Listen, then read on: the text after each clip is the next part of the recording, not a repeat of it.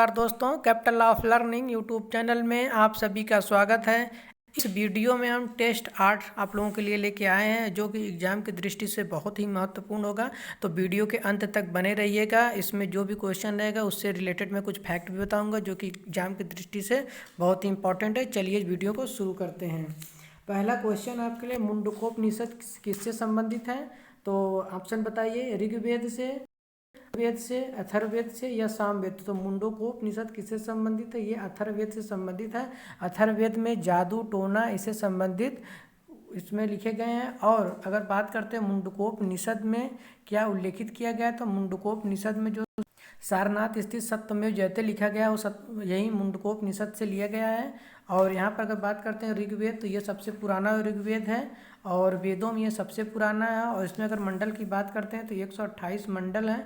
और इसी में जो है जो मंत्र वगैरह होते हैं ऋग्वेद से संबंधित हैं। गायत्री मंत्र का भी इसी में उल्लेख मिलता है। तीसरे अध्याय में गायत्री मंत्र का उल्लेख मिलता है। अगर बात करते हैं कि जो एग्जाम में कैसे क्वेश्चन पूछा, आयुर्वेद, तो ये ऋग्वेद का उपवेद है। सामवेद गीत से संबंधित है, गीतों को सामवेद कहते हैं। सामवेद यजुर्वेद जो होता है उसके जो है लगभग 75% भाग यहीं से लिए गए हैं। और अगला क्वेश्चन देखते हैं, कृषि साख के क्षेत्र में शीर्षस्थ संस्था है, तो बताइए कौन है शीर्षस्थ संस्था? ग्रामीण बैंक है कि नाबार्ड क्षेत्रीय बैंक है कि पंजाब बैंक है कि भारतीय रिजर्व बैंक है? बताइए आपका। तो करेक्ट आंसर हो जाएगा यहाँ नाबार्ड। नाबार्ड की स्थापना कब हुई थी? ये 1982 ईस्वी को नाबार्ड की स्थापना हुई थी। नाबार्ड का हेडक्वार्टर कहाँ पर है? तो इसका नाबार्ड का हेडक्वार्टर ये कहाँ पर है? मुंबई में है। तो ये वीडियो को जल्दी से शेयर कर दी ताकि आप भी दोस्तों भी इसके देखते रहें। और इस वीडियो को लाइक भी कर दीजिए और जो लाल रंग का आपका सब्सक्राइब का बटन है उसको सब्सक्राइब कर लीजिए ताकि ऐसी वीडियो आपको भी मिलती रहे। तो अगर बात करते हैं ग्रामीण बैंक, जो ग्रामीण बैंक होती है ये भी किसानों को ऋण देती है, लेकिन सबसे शीर्षस्थ संस्था यहाँ पर पूछा है तो आपका नाबार्ड हो जाएगा। पंजाब नेशनल बैंक की स्थापना लाला लाजपत राय ने की थे और भारतीय रिजर्व बैंक की स्थापना 1 अप्रैल 1935 ईस्वी की हुई थी। और इसका हेडक्वार्टर कहाँ पर? मुंबई में। अगर इस समय इसके जो गवर्नर हैं कौन है? शक्तिकांत दास। किस नंबर के हैं पूछा जाता है एग्जाम में? तो 25वें नंबर के हैं। और भारत के जो स्वतंत्र होने से देश के पहले कौन थे भारतीय रिजर्व बैंक के गवर्नर? तो ओसबार्न। स्वतंत्रता के बाद कौन गवर्नर थे? तो सीडी देशमुख। ये बहुत ही एग्जाम में पूछे जाते हैं। 3 क्वेश्चन इसी से रिलेटेड हैं। अगला देखते हैं क्वेश्चन। तो जल्दी जल्दी वीडियो को अपने दोस्तों में शेयर कर दीजिए। तो निम्नलिखित में से कौन सी 2 नदियाँ एस्चुरी बनाती? बताइए, नर्मदा, महानदी, कृष्णा या कावेरी। तो इसमें जो है ऑप्शन में गलती हो गई है क्योंकि यहाँ पर नर्मदा और ताप्ती भी रहेगा। तो नर्मदा ताप्ती क्या है कि ये पश्चिम से जो है पूर्व से पश्चिम की ओर जाती हैं और ये अरब सागर की खाड़ी में गिरती हैं। तो ये जो नदियाँ पश्चिम से पूरब की ओर जाती हैं और वो क्या करती हैं, जैसे आपका पश्चिम से पूरब की ओर कौन नदी आती है? महानदी हो गई, कृष्णा नदी और कावेरी नदी। ये तो जो आपका डेल्टा बनाती हैं, लेकिन जो पश्चिम से पूर्व की ओर जाती हैं वो तो आपकी डेल्टा बनाती हैं, लेकिन जो पूर्व से पश्चिम की ओर जाती हैं कौन? नर्मदा और ताप्ती, वो क्या बनाती हैं आपकी? वो आपका एस्चुरी बनाती हैं। अगला देखते हैं, भारतीय राष्ट्रीय कांग्रेस के प्रथम मुस्लिम अध्यक्ष कौन थे? ये क्वेश्चन आपका दिया गया है। तो करेक्ट आंसर आपका बताइए क्या हो जाएगा? फिरोज शाह मेहता, मोहम्मद अली जिन्ना, इकबाल या फिर आपके हो जाएंगे बदरुद्दीन तैयब जी। तो करेक्ट आंसर हो जाएगा प्रथम भारतीय जो मुस्लिम थे वो बदरुद्दीन तैयब जी थे। कब हुए थे? ये 1887 ईस्वी में जो है मद्रास में इन्होंने क्या की थी? इसकी अध्यक्षता की थी। तो करेक्ट आंसर आपका ये हो जाएगा। प्रथम अंग्रेज की बात करेंगे तो जॉर्ज यूले हो जाएंगे। इन्होंने इलाहाबाद में 1888 ईस्वी में जो है अध्यक्षता की थी। और कहे थे कि जो कांग्रेस की जो स्थापना कब हुई थी? तो कांग्रेस की जो स्थापना 1885 ईस्वी को हुई थी। कहाँ पर हुई थी? मुंबई में हुई थी। और इसके प्रथम अध्यक्ष कौन थे? तो प्रथम अध्यक्ष बोयम चंद बनर्जी थे। और इसके जो प्रथम जो महासचिव कौन थे? तो कौन थे आपके एम भ्यूम क्या थे? ये आपके जो है महासचिव थे। इन्हीं ने इसका जो है स्थापना किए थे कांग्रेस के। और फिरोज शाह मेहता की अगर बात करते हैं इसको ऑप्शन की, तो इन्होंने बॉम्बे क्रॉनिकल लिखे थे। ये बम्बई में रहते थे और इन्होंने क्रांतिकारी गतिविधियां भी चलाई थी। और मोहम्मद अली जिन्ना के बारे में तो सभी जानते हैं, इन्होंने पाकिस्तान की मांग की थी। और मोहम्मद अली जिन्ना को कायदे आजम भी कहा जाता है, और इकबाल इन्होंने इंकलाब जिंदाबाद का नारा दिया था। ये ऑप्शन संबंधित है। अगला देखते हैं। अगला है क्वेश्चन कि ब्लैक फॉरेस्ट अवस्थित है आपका फ्रांस में, जर्मनी में, इटली में या ब्रिटेन में, बताइए कहाँ पर है। ब्लैक फॉरेस्ट एक पर्वत है और ये वासजेज पर्वत है। ठीक, तो पूछेगा कि एग्जाम में पूछा था कि ब्लैक फॉरेस्ट कहाँ पर स्थित है, तो ये जर्मनी में स्थित है। और यहाँ पर ये कैसा पर्वत है, तो ये है लैंडलॉक, जैसे कि होता है उसी तरह ये लैंडलॉक फॉरेस्ट है। और इसमें क्या होता है कि ये भ्रंश घाटी में है, और इसी भ्रंश घाटी में यहाँ पर जर्मनी में क्या है, ब्लैक फॉरेस्ट है, और यहाँ फ्रांस में वासजेज पर्वत है फ्रांस में, और यहीं से राइन नदी गुजरती है। तो जो पूछा जाता है कि राइन नदी कहाँ से गुजरती है, तो भ्रंश घाटी से होती है। कौन से पर्वतों से बीच में गुजरती है, तो ये आपके जर्मनी में ब्लैक फॉरेस्ट हो जाएगा, और फ्रांस में वासजेज पर्वत हो जाएंगे। अगर इटली में बात करें तो यहाँ पर AP9 पर्वत हैं, और यहाँ पे आल्प्स पर्वत भी इटली में पाए जाते हैं। और ब्रिटेन में क्या है, पेनाइन पर्वत हैं। यहाँ पर इटली में AP9 पर्वत है। इटली की राजधानी अगर पूछेगा तो इसकी रोम है। ब्रिटेन की राजधानी लंदन है, जर्मनी की राजधानी बर्लिन, और फ्रांस की राजधानी पेरिस है। ठीक, अगला देखते हैं। यूरिया है, बताइए, फास्फोरस युक्त कार्बनिक पदार्थ, एक नाइट्रोजन युक्त कार्बनिक पदार्थ, एक ऊर्जा जोशी पदार्थ है, इनमें से कोई नहीं। तो ये क्या है, एक कार्बन नाइट्रोजन युक्त पदार्थ है, न कि फास्फोरस युक्त पदार्थ है। इसका फार्मूला होता है NH2CO ये यूरिया का पदार्थ मतलब एक नाइट्रोजन युक्त पदार्थ है। अगर पूछेगा कि पहली जो है कौन सी बनाई गई थी कार्बनिक पदार्थ जो है आपकी प्रयोगशाला में, तो ये यूरिया ही पहली पदार्थ बनाई गई थी। या पहली गैस कौन सी बनाई गई थी, तो एसिटिलीन गैस बताएंगे। गैस के बारे में अगर पूछेगा तो आप किसको बताएंगे, एसिटिलीन को। कार्बनिक रूप से अगर पूछेगा पदार्थ कौन बनाएगा, तो यूरिया बनाया गया था कृत्रिम रूप से। अगला है, निम्नलिखित जंतुओं में से किसमें 3 प्रकोष्ठ वाला हृदय होता है, बताइए। मछली, पक्षी, मेंढक या मनुष्य। तो करेक्ट आंसर हो जाएगा मेंढक में आपका 3 चैम्बर होते हैं, मनुष्य में आपके 4 चैम्बर होते हैं, याद रखिएगा। और पक्षी में आपके कितने होते हैं, 4 होते हैं। और मछली में आपके 2 होते हैं, सिर्फ निलय होता है, इसमें अशुद्ध रक्त बहता है। पक्षियों में 4 होते हैं। मनुष्य और पक्षियों में अंतर इतना सा है कि पक्षियों में वाल्व नहीं होते, और मनुष्य के जो है जो 4 चैम्बर में इसमें वाल्व लगे होते हैं। अगला क्वेश्चन देखते हैं कौन सा है। किस सुल्तान के समय डाक व्यवस्था का विस्तृत विवरण दिया गया है, तो करेक्ट आंसर बताइए। बलवन, इब्न बतूता, सिकंदर लोदी या मुबारक शाह। तो करेक्ट आंसर हो जाएगा इब्न बतूता, जो कि मोहम्मद बिन तुगलक MBT के समय मोरक्को देश से भारत आया था। और इसकी पुस्तक है रेहला। इसी में जो है उस समय के मोहम्मद बिन तुगलक के समय के दिल्ली सल्तनत के डाक व्यवस्था के बारे में विस्तृत विवरण दिया गया है। तो करेक्ट आंसर हो जाएगा आपका इब्न बतूता की रेहला पुस्तक में। अगर बात करते हैं अन्य ऑप्शन की बलवन की, तो बलवन ने दिल्ली सल्तनत का सम्राट था। इसी ने जो पहली बार सेना रखने के दीवाने अर्ज नाम से एक जो है विभाग की स्थापना किया था। इसने फारसियों के त्यौहार नवरोज की भी स्थापना की थी। और इसने सिजदा तथा पाओ जो सुल्तान के सामने झुककर तथा पैरों को चूमकर प्रथा शुरू की थी। और जिल्ले इलाही भी इसे ही कहा जाता है, बलवन ने ही शुरू की थी जिल्ले इलाही। ये था कुछ बलवन से संबंधित। और सिकंदर लोदी को कब बात करते हैं, तो इन्होंने गुलरुखी नाम से उपमाएँ लिखा करते थे। जो उपन्यास होते हैं इनकी गुलरुखी ना। और इनका एक है कि सिकंदर लोदी ने सिकंदरी गज, जो कि भूमि मापी जाती है, सिकंदरी गज की पैमाइश को यूज किया गया था इन्होंने सिकंदर के समय। और सिकंदर लोदी जो मुसलमानों के ऊपर या भारतीयों के ऊपर जजिया कर भी यही लगाया था।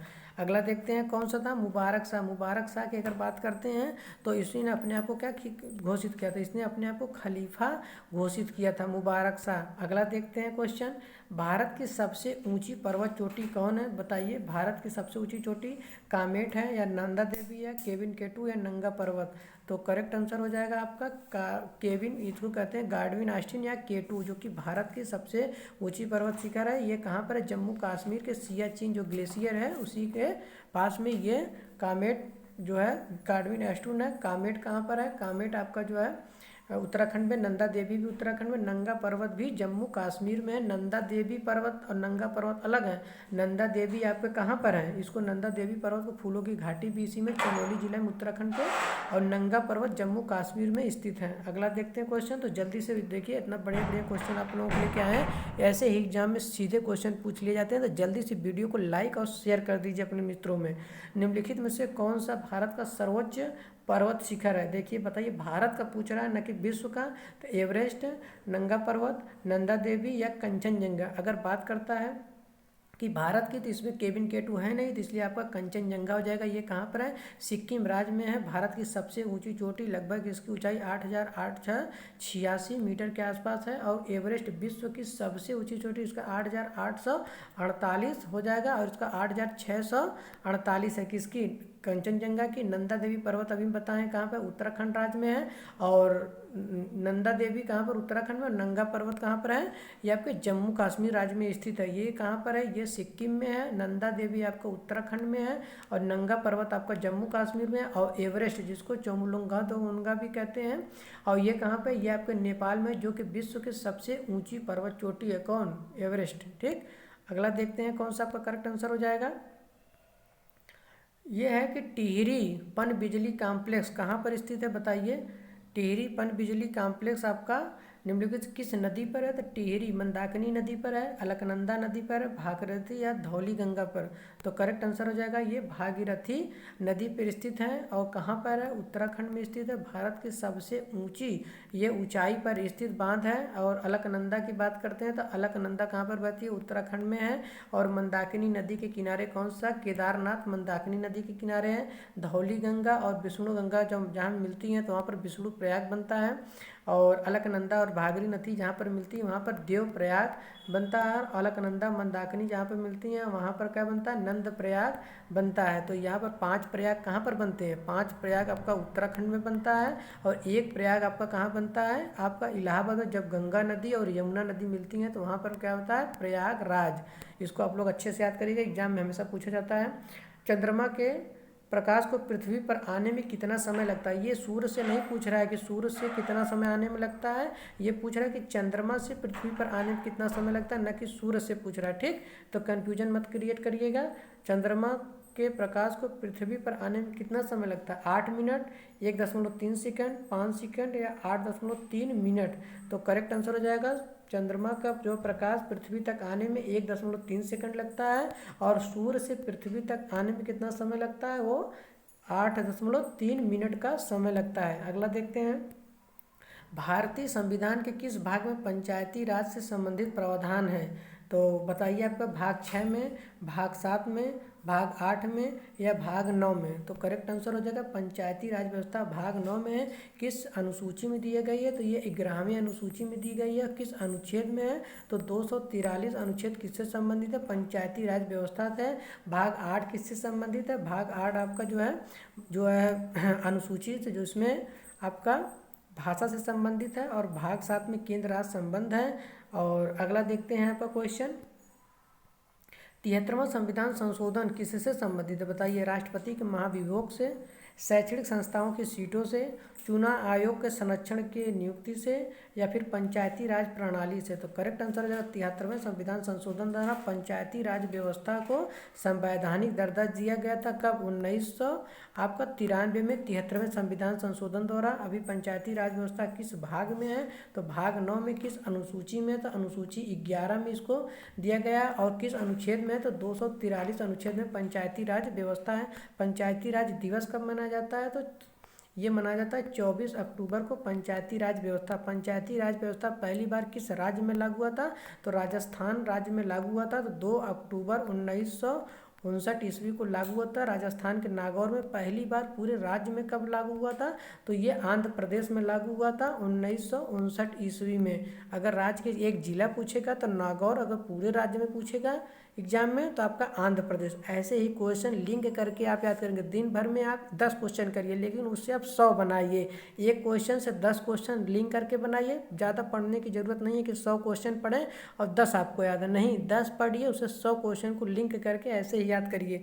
देखिए अगला हम बताते हैं कि चुनाव आयोग की जो है आरक्षण की जो नियुक्ति, तो चुनाव आयोग की कब नियुक्ति की जाती है? तो किस अनुच्छेद में? 224 में चुनाव आयोग नियुक्ति की जाती है। इस समय चुनाव आयुक्त कौन है? तो सुनील अरोड़ा हमारे क्या है? चुनाव आयुक्त हैं। किस नंबर के हैं? ये नंबर हमेशा एग्जाम में पूछा जाता है। तो 23वें नंबर के हमारे ये मुख्य चुनाव आयुक्त हैं। इनके अतिरिक्त 2 चुनाव आयुक्त और भी नियुक्त किए जाते हैं।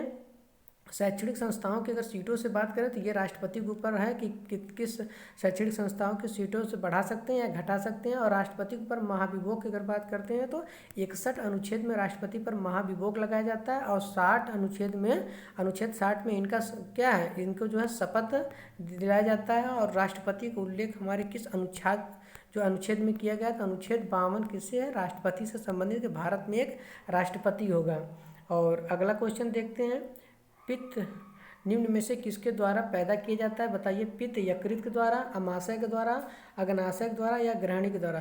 दोस्तों इसमें मैं आपको और भी ज़्यादा लिंक करके क्वेश्चन करा सकता हूँ, लेकिन वीडियो बहुत बड़ा हो जाएगा, इसीलिए उसे जो है 4-5 फैक्ट ही आपको बता रहे हैं। ऐसे धीरे धीरे फैक्ट आपको याद करेंगे, वीडियो बार बार देखेंगे तो आपको ये चीज़ें अच्छे से याद हो जाएगा। और ऐसे ही एग्जाम में क्वेश्चन देखिएगा प्रीवियस ईयर, चाहे जिस भी पेपर को उठा लीजिए, चाहे सुपर TET का उठा लीजिए, जूनियर का या प्राइमरी का, या SSC का, MTS, CGL, और चाहे CHSL का उठा लीजिए, चाहे SSC GD का उठा लीजिए, चाहे UP SSSC पेट जैसे नेकपाल हुआ, या RO ARO, जिसका भी पेपर उठाएंगे आप सब देखेंगे ऐसे ही एग्जाम में क्वेश्चन दिए जाते हैं।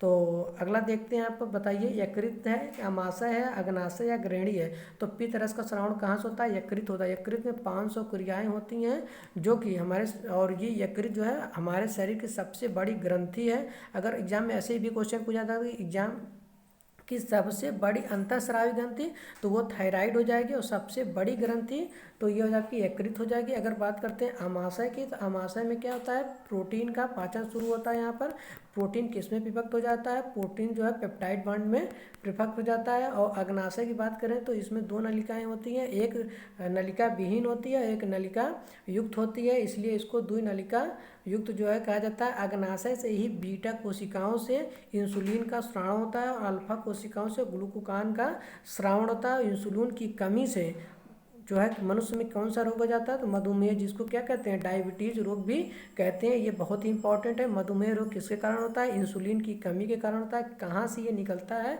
तो ये अग्नाशय से, जिसको पैनक्रियाज भी कहते हैं। और ग्रहणी जो है छोटी आंत का ये भाग है। अगला क्वेश्चन देखते हैं, पाचन क्रिया में प्रोटीन निम्नलिखित में से किस पदार्थ में बदल जाता है। तो प्रोटीन किस पदार्थ में बदल जाता है, वसा में, ग्लूकोज में, एमिनो अम्ल में या शर्करा में। बताइए। करेक्ट आंसर ये है, ये एमिनो अम्ल में विभक्त हो जाता है, क्योंकि एमिनो अम्ल से ही प्रोटीन बना होता है। और ग्लूकोज जो है क्या है, ये जो है शर्करा युक्त है। और ये वसा से सबसे ज़्यादा हम क्या फैट प्राप्त होता है, क्योंकि वसा में सबसे ज़्यादा ऊर्जा होती है, कितना 9.1 के करीब ऊर्जा होती है। और शर्करा जो है ये ग्लूकोज का ही पार्ट है। अगला देखते हैं, वर्तमान में सूचना एवं प्रसारण मंत्री कौन है। तो रविशंकर प्रसाद, प्रकाश जावड़ेकर, अमित शाह या रमेश पोखरियाल निशंक। तो करेक्ट आंसर हो जाएगा आपका प्रकाश जावड़ेकर, हमारे क्या सूचना एवं प्रसारण मंत्री हैं। और ये हमारे वन एवं पर्यावरण जलवायु परिवर्तन मंत्री भी कौन है, प्रकाश जावड़ेकर कौन है, सूचना प्रसारण मंत्री। ठीक, अगर ये रविशंकर प्रसाद हमेशा कंफ्यूज करते हैं, ये हमारे कानून मंत्री हैं तथा सूचना एवं प्रौद्योगिकी मंत्री हैं। याद करिएगा कि रविशंकर प्रसाद कानून एवं सूचना प्रौद्योगिकी मंत्री हैं, और प्रकाश जावड़ेकर सूचना एवं प्रसारण मंत्री हैं। हमेशा एग्जाम में कन्फ्यूजन क्रिएट करता है। और अमित शाह हमारे क्या हैं, गृह मंत्री हैं। और रमेश पोखरियाल निशंक हमारे मानव संसाधन विकास मंत्री हैं, और इनको शिक्षा मंत्री भी बनाया गया है। ठीक, अगला क्वेश्चन देखते हैं, एशियन डेवलपमेंट बैंक, जिसको कहते हैं ADB, के अध्यक्ष इस समय वर्तमान में कौन है। एंटोनियो गुटेरेस हैं, या डेविड मालपास हैं, या अंशुला कांत है, या मात्सुको आसाकावा है। तो करेक्ट आंसर बताइए, ये आपका हो जाएगा करेक्ट आंसर। ADB के अध्यक्ष इस समय कौन है, मात्सुको आसाकावा है। और इसकी स्थापना कब हुई थी ADB की, 1966 ईस्वी में। अच्छा, इसका हेडक्वार्टर कहाँ पर है, फिलीपींस की राजधानी मनीला में इसका हेडक्वार्टर है। तो करेक्ट आंसर है, इससे ऑप्शन देख लेते हैं। एंटोनियो गुटेरेस कौन है, इस समय संयुक्त राष्ट्र महासभा के ये महासचिव हैं एंटोनियो गुटेरेस। और कहाँ के हैं ये, पुर्तगाल देश से। ये एग्जाम में हमेशा क्वेश्चन पूछा जाता है। और इसको देखेंगे, डेविड मालपास ये वर्ल्ड बैंक के वर्तमान में अध्यक्ष है। और अंशुला कांत वर्ल्ड बैंक की क्या है, CEO हैं। CEO कहिए या CFO कहिए, मतलब chief financial officer Anshula Kant, जो कि एक भारतीय अमेरिकी हैं। अगला देखते हैं, हाल ही में एक स्कूल एक IAS योजना किस राज्य में शुरू की गई है। तो एक IAS एक स्कूल की शुरुआत कहाँ पर की गई, बताइए। केरल में, पंजाब में, हरियाणा में या आंध्र प्रदेश में। तो ये कहाँ पर शुरू गई है? केरल में शुरू की गई है। एक IAS एक स्कूल की शुरुआत की गई है और इसमें 10,000 बच्चों को जो कि प्रतिभाशाली हैं और गरीब बच्चों को इसमें पढ़ाया जाएगा। पंजाब ने अभी मेरी योजना, मेरी फसल योजना की शुरुआत की गई है। पंजाब में अभी शगुन योजना की भी शुरुआत की। शगुन योजना के तहत जो गरीब लड़कियां हैं 10वीं स्कूल हाई स्कूल में पढ़ने वाले लड़की, इनको मुफ्त में सैनिटाइजरी पैड भी दिया जाएगा। और हरियाणा ने अभी जो मनोहर लाल खट्टर है यहाँ पर मेरी फसल बीमा योजना की शुरुआत की गई। आंध्र प्रदेश की बात करते हैं तो आंध्र प्रदेश में रायठू बीमा योजना की भी शुरुआत की गई जो कि कृषि से संबंधित है। तो ये थे जो है आप लोगों के लिए क्वेश्चन। देखिए कितने बढ़िया बढ़िया हैं। पौधों में जल का परिवहन होता है किससे बताइए? कैडमियम द्वारा या फ्लोएम द्वारा, जाइलम द्वारा, वह द्वारा, मतलब बाहरी द्वारा। तो ये आपका जो है जो इसमें होता है, जो जड़ होती हैं उसमें से फ्लोएम के द्वारा खनिज पदार्थ नीचे से ऊपर जाते हैं और जो फ्लोएम होता है और तो उसके द्वारा पत्तियों से बना पदार्थ जो है स्टार्च के रूप में जो जमा होता है वो फ्लोएम के द्वारा सारे पौधों में ऊपर से नीचे जाता रहता है। और बात करते हैं पानी की, तो पानी के जो है पौधों में जल का परिवहन हमेशा ही ये किसके द्वारा होता है? जाइलम के द्वारा होता है। तो ये था कुछ महत्वपूर्ण प्रश्न आप लोगों के लिए लाया हूं और आप लोग इसको देखिएगा कि कितने, इसको बार बार वीडियो को 2 से 3 बार देखिएगा तो जितने फैक्ट इससे रिलेटेड हैं आपको सभी याद हो जाएंगे।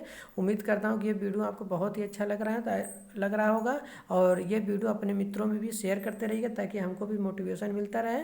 तो चलिए, thank you for watching this video और ठीक है।